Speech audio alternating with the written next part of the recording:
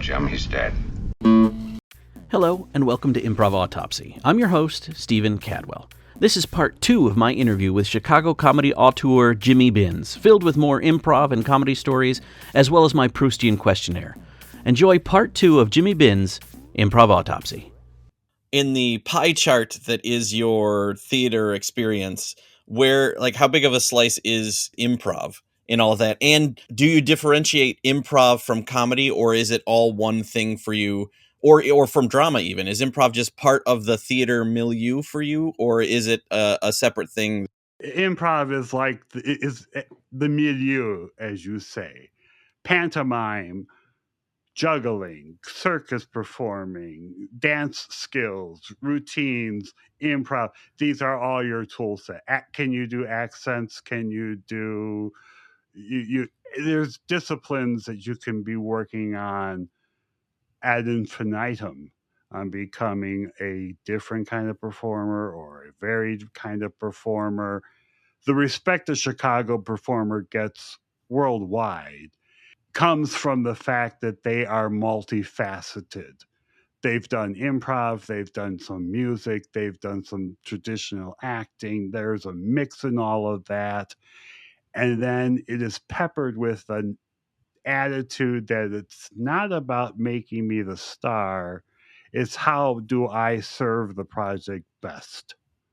How can I contribute to the artistic vision in front of us?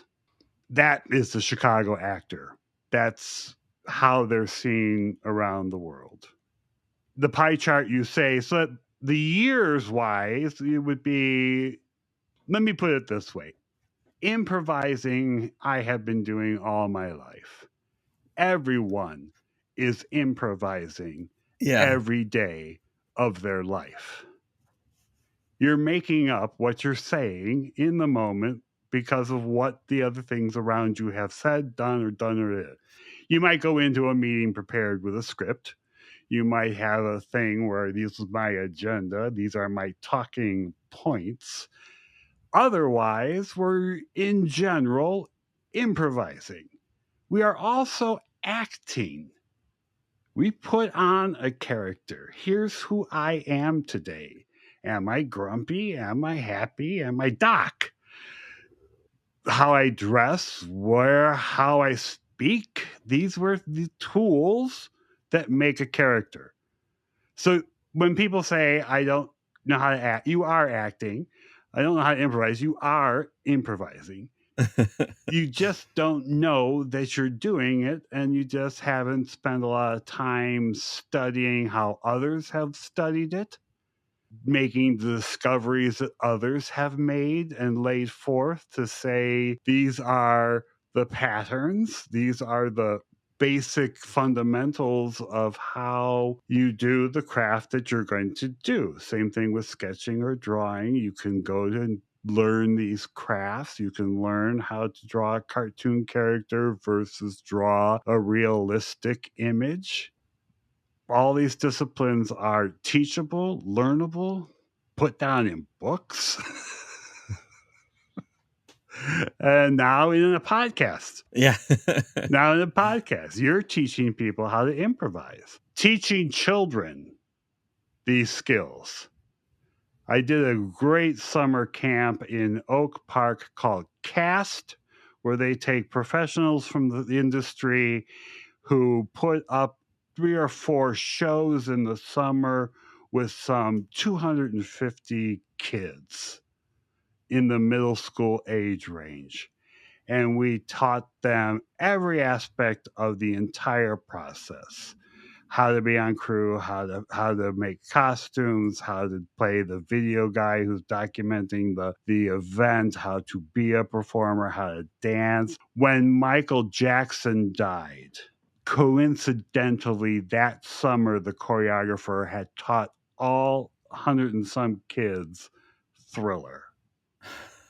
So we had a gymnasium of kids dancing the Thriller dance as a tribute to Michael Jackson's past. It was like, again, I don't know why it's me that finds myself in these moments of weird, or perhaps it's just that I'm able to take a step back at any given time and see how rare and special what is actually happening right now is.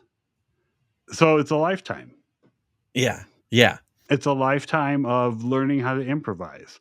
When Omar Shapley taught me in class, he gave us an example of telling an actor, you're going to lunch with 4 other neurosurgeons and you're going to be a neurosurgeon. And how long can you just yes anding the conversation and not let them ever figure out that you're not one of them? I actually did that in person at a Beanie Baby conference. The game at the conference was there are 8 fake sales reps here. If you can spot the fake sales rep, you can win a prize or whatever it was. And everybody had a card that they would give to people that they thought were fake. Okay. And I did such a good job that when it was revealed, I never got a card. And when it was revealed that I was a fake, there was this huge little, oh no, you're not a fake. Are we still going out tomorrow? No, we're not going out tomorrow. I was paid to be here tonight. Jimmy, if you're up for it, I have some. I have sort of a Proustian behind the actor studio or inside the actor studio sort of questionnaire for you, if Sure. you're amenable. I wrote them sort of improv was in my mind when I was writing them, that you can apply them. There's no wrong interpretation. So however you want to apply this to your experience Cool. in theater and everything is fine. Fire. Great. So the first one is this. Jimmy, how do you get into the proper headspace to play? Erasing the chalkboard first. You have to erase everything first. So you got a blank chalkboard. Now you're ready to play. Is there a method that you have to do that, or how does that work for you to get that erased? It's a visualization. That is the visualization. Visualize a chalkboard with all sorts of writing on it. It doesn't matter what the writing is, but that's the clatter of thought that's jumping around in your brain, and you're physically taking an eraser and erasing that blackboard so there is nothing there. And that's where you begin. I love it. When you're eliciting suggestions from the audience, do you have a favorite a favorite ask of the audience? Is there a favorite question? There's a moment in Flanagan's Wake where I tell Flanagan's favorite story. And the game is fill in the blank. I start a story and then ask an audience to fill in something. He came to the fork in the road, and there, under a bush, he saw what, Stephen Patrick? And you tell me what's under the bush. Okay. Yeah. So then I make up something all about what's under the bush. Okay. And at one point I say, yes, and this thing comes from the town of what? And most likely in that moment, people go, or and I grab that. Right, it's the town of It's in the county of O. And if you've gone to you've gone too far. That was my favorite discovery moment in those things of finding the people to point to and get those suggestions right there. Is there a suggestion that you would get or currently get or have gotten that you would say would be your least favorite suggestion? Here's a philosophical point in improv where some people divide. There's an entire school of the one-word suggestion improv set. I am not a fan of that school.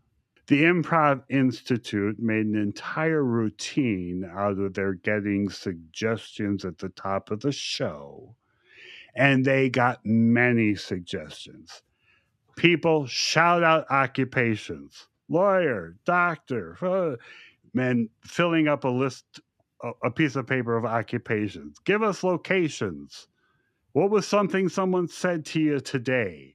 And there would be 5, 6 sheets taped to the wall with the audience suggestions written on them. and you would walk on stage and pull who you were, where you were, what you were from those lists and work that way. And I believe that the more you engage the audience in using their suggestion, keeping them involved with, "Oh, that's what I said. I said lawyers. I said this. I said that." In the one word suggestion path, there's only one guy out there who's having a good time. And a lot of times we get so far away from that one word suggestion that we can't even remember what that one word suggestion was by the end of the set. Okay. That's where I philosophically prefer a multi suggestion formula than a single word suggestion formula. Well, my follow-up for that, and I'll try to predict what your answer would be or where you would fall on this, because my follow-up question is, do you have a favorite way to burn a suggestion that doesn't inspire you? And my thinking would be, if you have those lists, then there's one on there that doesn't inspire you. You just you don't use it, and no one really notices because you have all of the lists, so you're drawing from all of them anyway. So it's okay if we skip over that one because no one's going to notice. Or you build an entire comedy routine behind the one that you know is going to come inevitably. Someone shouts out gynecologist. Out comes a guy in a doctor's suit with an actual kit going, "You've won yourself a free gynecological exam." And it was whatever, or proctologist. Okay, here you go. That doctor guy walks out with, "Oh, you've won a free proctology exam. Yay." And you make a joke out of that there, and you're done with it. You don't have to worry about it. Yeah. I love that. What do you look for in an audience volunteer? A smile. They got to be smiling. They've got to be into. If you're bringing somebody up in terror, that's a mistake. Oh, I have a horrible story to tell you of picking the wrong audience volunteer. Oh, yes. Flanagan's Wake has a moment where mother dies, and we bring somebody up from the audience to try to revive her, pump her chest, give her the kiss of life, you couldn't save her. It's all right. They fail. They're the ones that try to fail to revive mother. Okay. Before the show, we're doing a benefit, and the guy gets up from the event and says, "Tonight's proceedings are going to the fire department to buy a new defibrillator. Because here in the front row is Elaine, who lost her son because the ambulance didn't have a defibrillator. Thank you, everyone. Now enjoy Flanagan's Wake." Mother dies. The actor who picks the person from the audience picks Elaine. Oh, no. I'm looking at him going, "What the fuck?" And we bring her up to try to fail to revive mother. Oh, no. I did it as fast and as quick as I possibly could and got her off stage. Yeah. It was the only thing I could possibly do in that moment. Go, no, okay. Made it chaos, killed the bit, and got her back in her seat. Yeah. Because otherwise it was just I can't keep thinking about what it meant. Would it have it seems like such a crazy way to start the show as well, to have that moment right before you begin. Oh yeah, we refused. We used to have it as an absolute no. There are no pre-show announcements wherever. We cannot break the illusion that we are at a wake. But these people were absolutely insistent, and the guy just did it on his own. So we were just handcuffed at that point. That this was going to happen. Now, another one. We had a joke where I cried once because I had no shoes. And then I met a man who had no feet. And I said to that fella, "Hey, fella, Can I have your shoes? And sitting in the front row is a man with no feet in a wheelchair, and he has no feet. And we're back in the dressing room and we're having the discussion, do we cut the joke? Do we do the joke? And we all decided he would want us to do the joke, and we did the joke. And he laughed. He had a great time. But it's amazing when you sit there and go, oh my God, we have a man with no feet. So what do we do? Do we cut the joke? Yeah. Would you And you made cut that it? Would you cut it or would you do it? I don't know. I was gonna say you had that discussion backstage, but you didn't ask him at all. No. Yeah. No.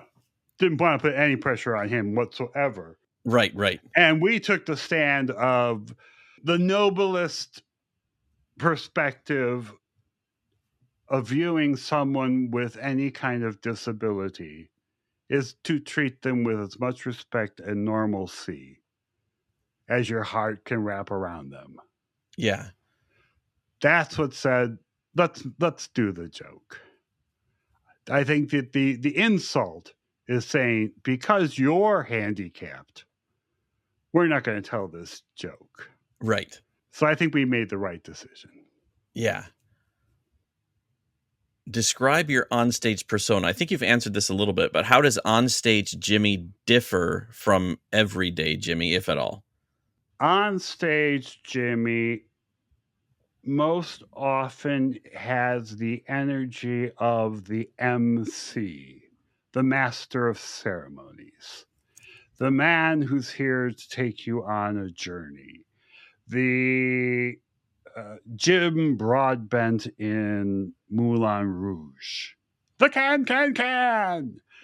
I'm a tall figure. I can be a big character, and I can hold your attention simply by standing on stage. That's Jimmy Bins. Jimmy Bins. I was very flattered. There were friends who were writing an original musical called Lords of the Levee, and they were doing a staged reading of their musical, and they turned to another friend of mine for a recommendation, and she wholeheartedly said, the person you want for this role is Jimmy Bins.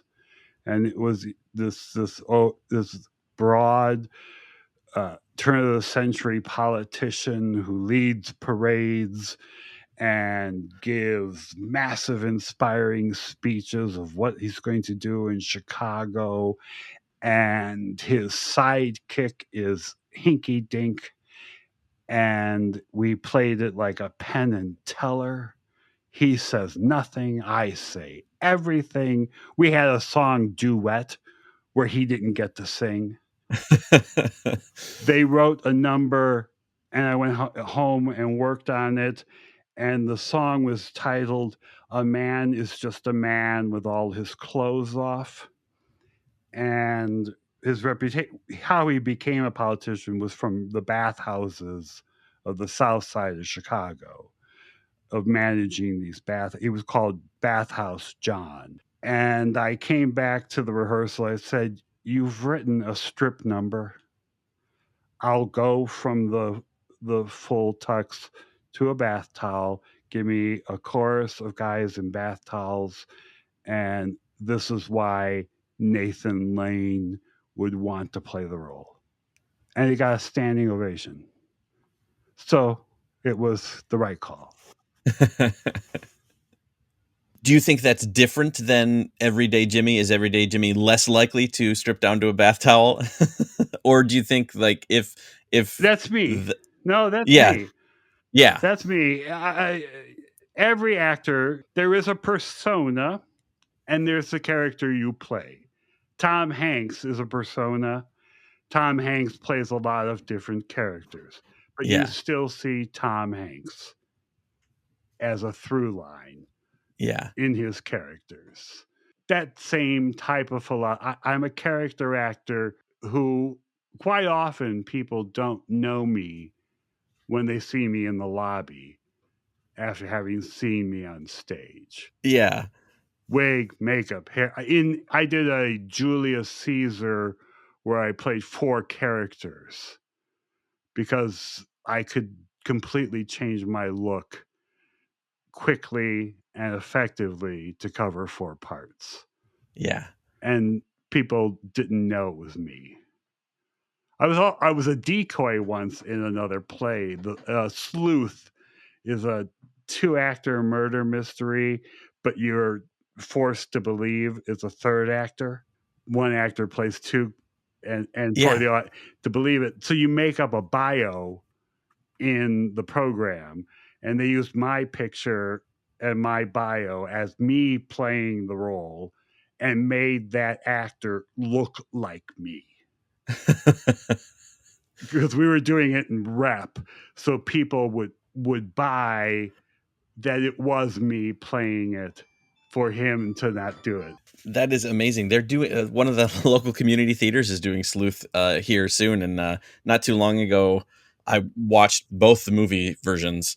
I'm a fan of the script, but I love that they did that. That they put the red herring in the program to not, so that it could be the reveal could be everything that it could be instead of knowing right away that. Yeah, absolutely. I think I think it's actually written in the script to do that, Oh, good. if I'm not mistaken. I would hope so. Well, that's I could go look, but I imagine it is and that's the care that you did with Flanagan's Wake too. But with every moment that's in there is to give everyone every chance to succeed. Jimmy, what inspires you on stage? The audience. The book I think I should write is about the audience, is how to know your audience, who audiences are, how the audience has changed. I think the big mystery these days with any performance group, artist form, is who is our audience? Who is coming back to live theater?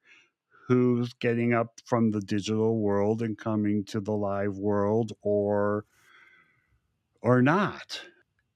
Post pandemic, it's a big mystery how it's going to rebuild, and in what kind of forms is it going to build. But I've watched the audience go from, it was expected that you dressed as if you were going to church, a suit, a tie, it treated it like an evening, to the people who chatter in the front row and don't realize they're not watching TV. It's like, hello, I can hear you. Yeah. I see you. I know what you're doing. But it's the audience. It's being able to figure them out at some way or another. Sure, there are times when you just can't get them. When I ask my actors after every show, my question is, did you have them? Do you have every bit of attention from everybody in that room, or is somebody wandering off and not paying attention to what you're doing? That's when you've lost them. But a good comedian knows the first thing you learn is how to bomb. What do I do when no one laughs? Juggle, sing, tap dance, get off the stage, whatever it is. And now the singing elephants. So you're saying that whereas you firmly believe there is every possibility that you will win that dollar from your friend, there's also a possibility that that guy won't stand up. I'm pretty confident they all will. People want to be led. People want to be told what to do. So if you speak with authority and you speak with kindness and it's loving and it's not threatening and has a little bit of an authoritative function to it, these are the people who can get people to stand up and get out of the room. You know who they are. Whether it's, ladies and gentlemen, you now need to head to the exits calmly, quietly. There are people who can do that with swift ease and make no one panic. And there are people who can get up there and go, oh my God, everybody run to the exits. The chaos will go that way. I look at it like volume controls. It's like science. There is cause and effect, action, reaction. Do it this way, do it that way. That way it'll happen, that way it won't happen. So if at the end of the night, your actors were to say, we didn't have them, or we didn't have them in the, at this point, why would that happen? Why would you not have an audience? Well, that would be then the next discussion. That would be the what went wrong, or where was your head? Everybody has those things where, well, I had a thorn in my foot and I couldn't, I just couldn't get that pain to go away, and I couldn't do the dance number. Whatever it is, there's usually a reason why. You don't really stress on it. Yeah. Doing post-mortem on improv, after doing an improv set and you go home and you go, oh, I shoulda, woulda, coulda, didn't I? Why didn't I? And it's like, that will never come again. That was one of the opening lines for the Improv Institute. Ladies and gentlemen, tonight you are going to see a show that has never been done before and will never be done again. Yeah. One night only. This is it. You are here for this particular special event. Only you. And that is part of the dialogue that you look at things like the far right media attention getters, stressing that you are the smart ones. You are the ones that understand. Only you get it. This is your world. This is how you do it. That's not by accident. Yeah. That's a directive choice. I contend that if we change that dialogue to we and us much more is the solution. I was communications director on a political campaign once. Made a list of words not to say. Should is one I've totally tried to erase from my active vocabulary. No one is going to respond to when you say, you know what you should do? You are automatically on the defense the moment I said should. If I come at you with, may I make a suggestion? I have an idea that might help.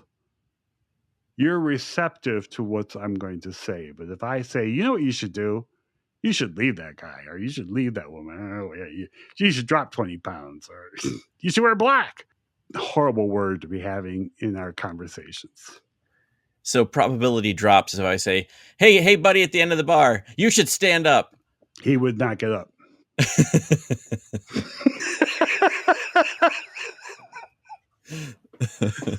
But if you say, please stand up. Yeah. I said, do me a favor. Yeah. I'll owe you. Do me a favor. I'll owe you. You will benefit from this. Stand up. Okay. Is your awareness of, because there's a lot of care for the audience too in Flanagan's Wake, and that the care for the audience is just kind of palpable in there, which is amazing. Has that always been a part of you as a performer, that your awareness and your care for the audience, and not just I'm here and if I want them to respond, but also you genuinely care about their state of being when they come in and their state of being when they leave? I genuinely care about their state of being from the moment they set foot in the place till the time they leave. Actually, beyond. If you're the real wise Goodman's success is that it is a 90% subscription ticket base. They want you coming back to every show all the time, every year. And it's the development of that long-term relationship with that audience.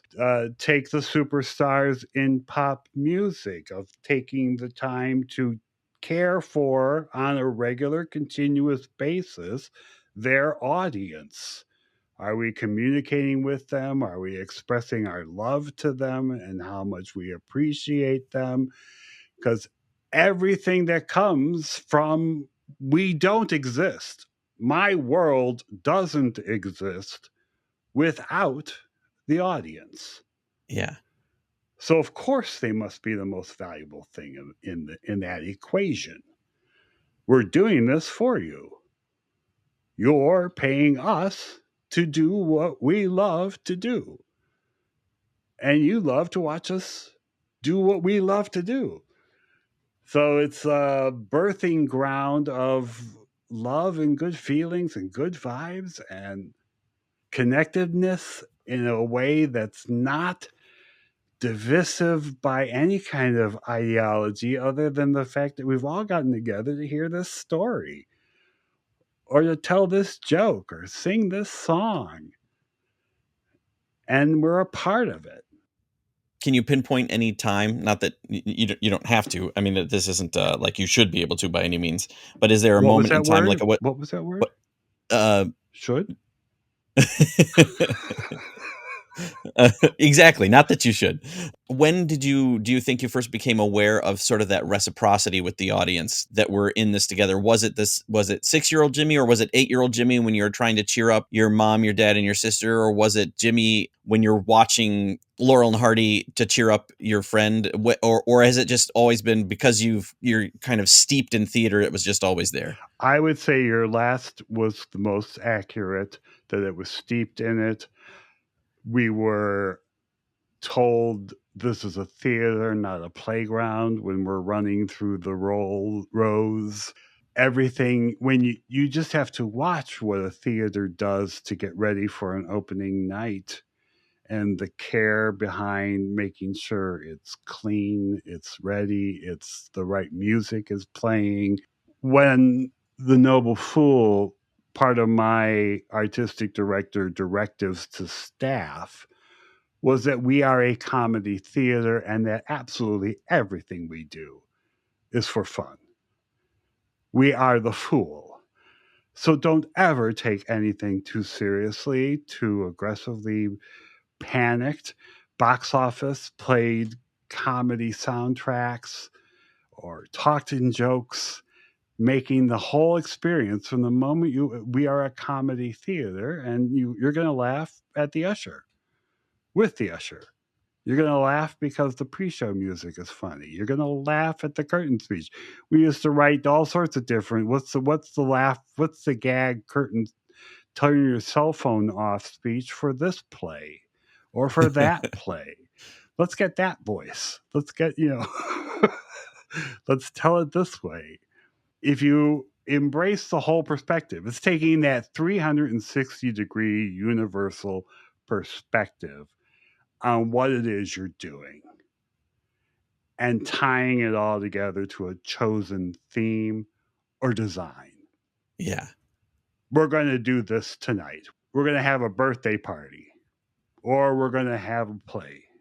Same piece and parts and pieces all have to work together to make it come off. And you're doing it live. And at 8:05, it goes whether you're ready or not. Okay, so the audience is your inspiration on stage. Is there anything that shuts you down or takes you out of it on stage? If I'm committed to the project, I am committed to the project. And I don't think there's anything that can take me out of it or take me down. I have had experiences where I have quit projects over what I found to be a personal line I couldn't cross, or total disbelief in the fact that the project would come to any kind of positive result. Maybe that's like 3 times where I've like got involved in a project and then had to kind of make the decision myself to say, all right, no, let's leave this project because it's heading down the track to a brick wall, and I don't want to be on that crash. Yeah. And I tried telling you to make it, if you're not receptive to my feedback as to how we can avoid hitting that wall, then you got to go, okay, we have artistic differences. Thank you, no, thank you. In that moment when you were doing the joke about the shoes, was that different than, because in a show like Flanagan's Wake, I know you're operating on several levels simultaneously. So that's different than like a fully scripted show where you're not interacting with the audience as much, where I think it could possibly take someone out. But because you're operating on those levels anyway in that show, I know that it's not necessarily taking you out of the moment. But was it different doing that joke that show than other shows beyond just talking about it before the show? The joke played the same way it played every time we told the joke. It was the same joke, same laugh, same thing, and the guy had a great reaction. So there was no change in the. And you weren't on stage. You weren't catching yourself watching him during that moment. You were fully engaged the same way in this in all of it that you were for the other shows. I was watching him because I wasn't the one telling the joke. All right, so I watched it from the vantage point of the mayor, the bartender. Yeah. The mayor bartender is responsible for making sure everybody's having a good time. He's ipso facto the host. It's in his bar. So if a fight breaks out, he would be the one to get in between everybody and say, oh yeah. And having a group of women, not the whole house, a small group of women at a bachelorette party with regular audience can sometimes be that fight that, okay, ladies, let's tone it down a little. We've had a couple of times where there's the heckler who needs removing, and figuring out whether or not you're going to get house managers and producers and people to get this drunk out of here, or hope he settles down. We had we put an actor on him. He sat right behind him, and every time he said something, he would just go, "Shut the fuck up." Shut the fuck up. I love that. It's a good I think that's a good lesson. In your estimation, Jimmy, what makes a good scene partner? Trust and focus on making the other look good. If I put my attention on making you succeed, and you put your attention on making me succeed, we succeed. Yeah. Is there any advice that you would give to your younger self? Think it through.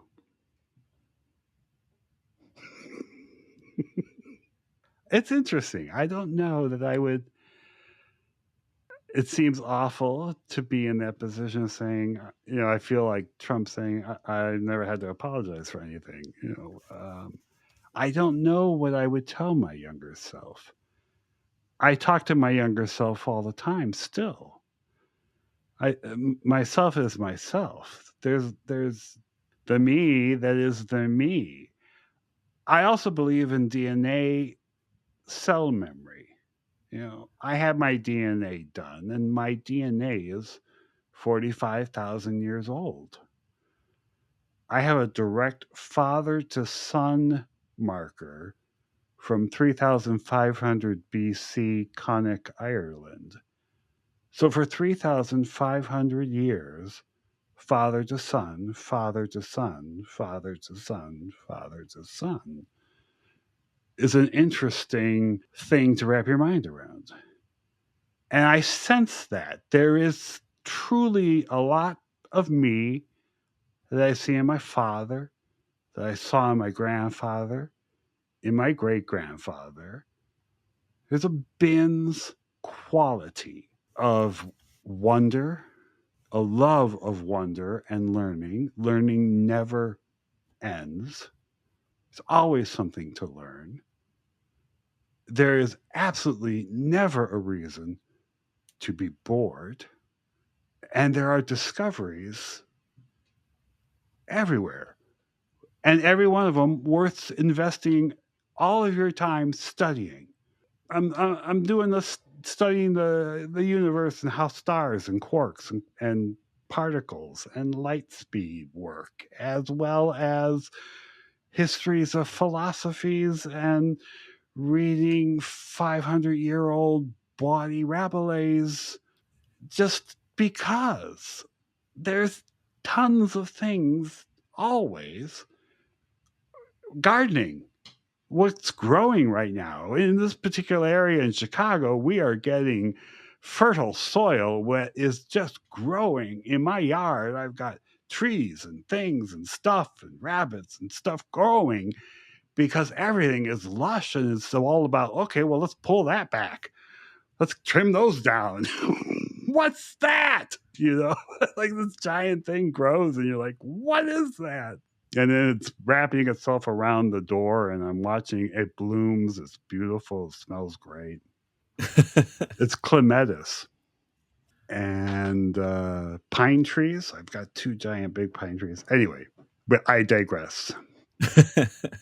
You were talking about talking to advice to me as a kid. I think I gave that advice to myself when I was young. My dad and I had a discussion once. He said, when you're going to college, he says, maybe you want to pick up an accounting degree or a backup plan kind of thing. And I said, Dad, if I leave myself an out, I'll take it. Yeah. If I have nowhere else but in, I'll go in. And it worked. Yeah. It worked. I love that advice. I mean, or that train of thought. That's wise beyond what your years were at the time. You're a character actor, Jimmy. Is there a type of character that you have as a favorite type of character to play? I am typecast most often as an authoritative type figure: teacher, professor, cop. Surprisingly, a high number of Jewish castings. I've played a rabbi, I've played Tevye, I played Van Damme and the Anne Frank. I've learned different languages for different roles. The exploration of a character for me was always the real fun. The rehearsal process, the learning how to discover this character, the time spent memorizing the words. There's a study that shows that when you are memorizing something, the brain is in a happy state. Make of that what you will. I don't know how they figured that out. What's a happy state for the brain? I can confirm it from practice. Memorizing is a great little thing, like a workout, just like yoga or weight work or anything like that, that you're just constantly running a phrase in your head till it is ingrained and you're not going to forget it. When they're long passages, it's, can take you some time to really try to build from that. That's why I said the play Red was a marathon of memorization. It's 90 pages nonstop of talking. The other characters said very little in that play. And there were a lot of words to try to put in sequences and build little subroutines in your head of, okay, this is reverse alphabetical order. This sequence comes in with, oh, I'm reminded this is the time I move the chair. And that reminds me that I've got to say the word Pollock before I say Rothko. And he randomly switched between the words paintings and pictures, meaning the same thing. And there was no rhyme or reason. You couldn't say because it was framed, it was a picture versus a painting, or anything that distinguished why he chose to switch back and forth. So I wrote it out on a piece of paper. Act 1, Scene 1 is painting, paintings, pictures, pictures, paintings, painting, and learned it that way for each scene. So it just became some sort of little internal song that told me this is how those words come throughout the 20 minutes. And all of that process, all of those different stages of looking into the soul of a character. What are their loves, their desires, their lusts, their fears? And then the costumer comes and shows you a whole different side to that character that you had been working on for a while and go, oh, this is how he dresses. And now I see where these fit that. And you become someone else for a while. I like Logan Roy. I would love to have played Logan Roy in Succession. I have great respect for Brian Cox. I would have loved to have played Swearingen in Deadwood. Some of his monologues are so glorious. What he got to do in that role. Well, let's move along a little bit to that, because my next question is, if you could do a scene with anyone living, who would it be? Oh, wow. Is Maggie Smith still alive? No. Just recently, though. Just recently. She would have been top on my list to do a scene with. There's probably a large list of the British actors. James Gabon and I know he plays in Succession. He's the oldest, not Alan Ruck. Alan Ruck is actually a friend of mine. The second son. I would like to work with Jeremy Strong. He's an exceptional actor. It's a wide body of work that he's done. There are a lot of good actors out these days. Yes. Well, I think you may have already answered this, because the next part of the question is, if you could do a scene with anyone who's gone on before, who would it be? You mentioned Maggie Smith already, who is absent almost a year now from us. Anyone else? Michael Gambon, you said? Angela Lansbury. I love it. She would, yeah, that would be fun. I saw Angela Lansbury and Len Cariou do Sweeney Todd. And I walked out of that theater and that was the moment almost where I said, I'm going to give up on theater because I'll never have what they just had. It was so good. Yeah. That I was so blown away by their performance that sure, I'd do anything with any of those people. I would love to work with Wes Anderson. I'd love to be in a Wes Anderson film. I have great admiration for his art direction and his meticulous framing. You can see the Chuck Jones influence on Wes Anderson. Asteroid City, straight out, is a Roadrunner cartoon. Well, so speaking of, possibly, if you could do a scene with anyone fictional, who would it be? That's too hard. There are too many choices. There are way, way too many choices for a fictional character. You're not jumping right to Wile E. Coyote. Well, I could go there. Sure. Yeah, I would do I would do a scene with Daffy Duck. No, actually, I would be the Daffy. Chuck Jones used to say, we all think of ourselves as Bugs Bunny. We want to be Bugs Bunny, but we're really Daffy Duck. We want to be these cool, carefree, go-lucky thing, but we're really greedy and me. Gimme. Fictional characters. I would go with Joyce. I would go with Bloom. I would do a scene with Bloom from Ulysses. What do you find as a performer the most helpful from the booth, the tech booth? Calmness. I like a tech crew who's calm and not frantic. Yeah. And I like to be led. Tell me what to do. Tell me where you want me. The other side, or the next question, is what's least helpful? Is it just the opposite? Is it chaos, or is there something else that you'd say with? Yeah, it's chaos. It's chaos or lack of resources.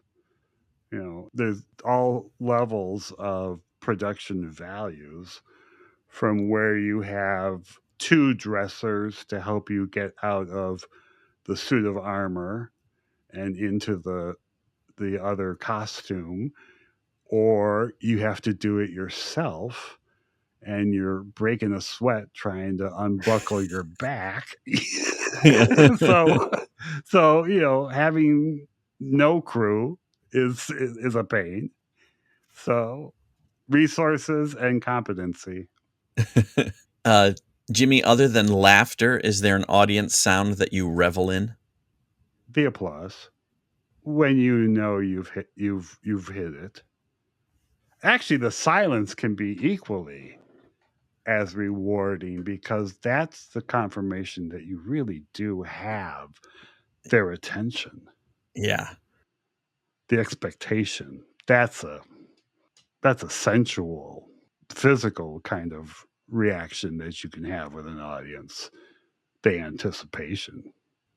When you know that regardless of what you do next, it's going to elicit a response because they're right there. You got them. Is there a sound from the audience that would make you uncomfortable other than just the chitter chatter? The sound of the seat creaking and them walking out the door. Yeah. If the audience walks out on you, that's okay. We did in the Relative Obscurity singing group, we did a street festival on Belmont one year, and we followed like a Bud Light rock band. And there we are with a keyboard and 4 singers doing little comic, witty repartee, and the crowd disperses. I mean, totally goes away. We totally lose the group. And was this one guy wandering around in the back staring at us, and he finally walked up to the edge of the stage and leaned into me and says, "No one wants to hear this." I said, "I got 30 minutes to do, buddy. Go get a hot dog."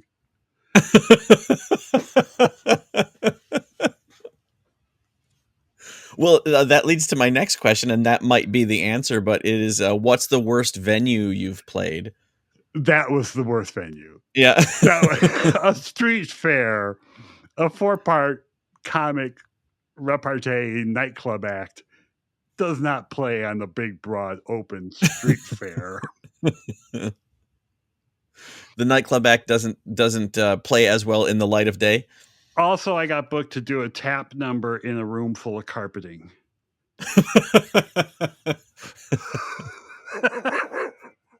That one's another one where you just throw your hands and go, "Okay, this is pointless."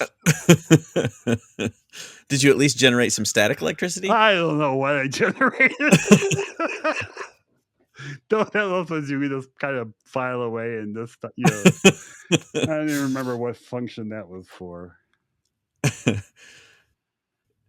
Jimmy, what are and you may have already answered this too with the when we talked about the advice that when you were talking with your dad, but also thinking it through, that the advice that you got from your dad or that you learned when you were younger. But what is the best note or the best words of wisdom you've received? Patience and fortitude. Take your time. Keep going forward. That was another one of my dad's things. Was he would kind of like hum it. It's an actual song, I think, but patience and fortitude, my darling. He would say that like when he's trying to twist a screw and it won't move, and it's just like, okay, be patient, take your time, keep the forward momentum going, and we'll get up the hill and we'll get over the issue, we'll get over the problem. That's type of the best. Oh, here's a good understanding a note. In rehearsals for the play Red, I worked with the assistant director learning the role. And she gave me the note that said, "Take the breath out of the words." I wrote it down and I thought about it. And a second time we were doing it, and Steve Scott was there in the room, and she gave me the note again, "Take the breath out of the words." And I said, "I'm sorry, I really don't know what you mean by that. I've thought about it, but really don't know what you mean by that." And Steve Scott said, "Act less." Oh, okay. That I get. And that was the tale of that. Well, has there been a note or this is how I phrased it here. What is the least helpful note you've received? And if you haven't received one that was the least helpful, what's the least helpful note you can conceive of? Make something happen that is impossible to make happen. Stand on your head. I can't stand on my head now. Or you can't do it. So you're like, I can't do it. I can't do what you're asking me to do. Yeah. Physically or whatever it is. You're asking me to do something that's just not doable. That's the worst note. Yeah. Because you want to do what they want you to do, or you want to help them discover something. But if he says, I want you to stick your eye with a pin, no thanks, I can't. And I don't trust that guy with the special effect glue gun. Yeah. Right. This is going to be the 5th production I quit. It's my eye. Yeah. I need that. I need that one. If there were an Academy Awards for everything Jimmy Bins, what would you be nominated for? It would be the Impresario Award. Okay. I'm an impresario. Ladies and gentlemen, here is the show. I have that ability to put on the show. Yeah. So the last question then is sort of is similar in some ways, but if you're remembered 100 years from now for something performance related, what do you want it to be? I would like to believe that I have the reputation of being a generous actor and have valued and cherished every relationship, every production, every moment shared with an audience. I've kept it as an archive. It's there as a story to tell. I know there are many ripples, the lives that I've helped, touched, who've touched mine. So I believe that is the legacy. I'm here to see my legacy. I'm happy that there are people picking up Flanagan's Wake and, like you said, reading how to take care of an audience. I'm quite flattered by your compliment. Well, and in terms of ripples, I delve too much, but when I was on the website and I was looking, I know there's a production of it right now in Columbus, I think somewhere in Ohio. So those ripples are, you're rippling right now in Ohio from where you are in Chicago. It's a thrill to go watch an actor play you. I'm watching some guy give their best interpretation of what is me. Yeah. Because I was on that page in that script is Jimmy Bins. I'm playing me. That guy, that person is my natural way of going. It's me at a party. I'm a host. Are you having a good time? Are you ready? Are you fun? Let's go. Let's have a good time. Let's go on this adventure. Ooh, look at that. I think that's it's an amazing thing, and I love it. And I'll be always known as the nice guy. Yeah. I am your poster child nice guy. I'll give you the shirt off my back. I'll help you if you need it. I'm there for you. I expect nothing in return and content with what I have. Does the offer of the shirt off your back include the if we get down to the bath towel? Absolutely. Absolutely. Remember, 70s, 80s New York, man. Have you watched The Deuce? That's it for my interview with Jimmy Bins. I hope you enjoyed getting to know him a little bit as much as I did. Check out the show notes for links, find us on Patreon for bonus content, and make sure you come back for more Improv Autopsy.